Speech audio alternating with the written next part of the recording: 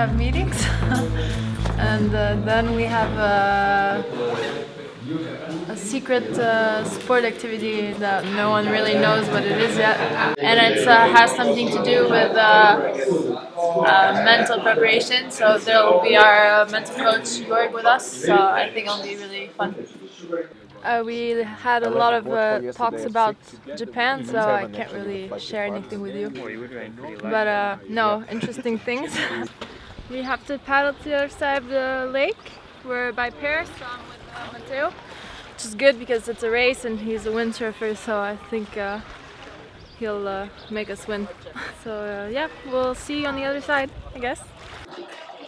Yeah, it was quite tiring at the end, especially scratching against the paddle, but yeah, I gave everything for my team, so we have to now kind of like talk about like self-belief, yeah, believing in yourself and trying to avoid all the negative thoughts about yourself. All good. Now we have to walk up far. I don't know. I hope not. But yeah, I think we still have to go a bit.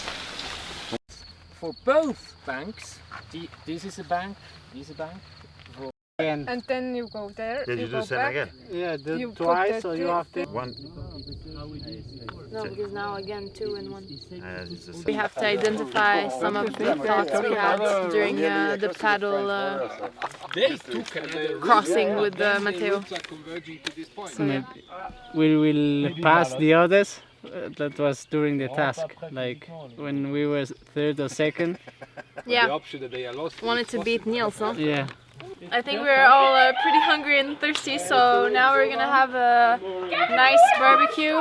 So this is for the boys who went running in front of us and are still not here, so they got lost. So we're drinking to you guys. So hopefully there's Here's the last. We all appreciated having some time a bit non-related to sailing and getting to know each other a bit better. So yeah, it was really good.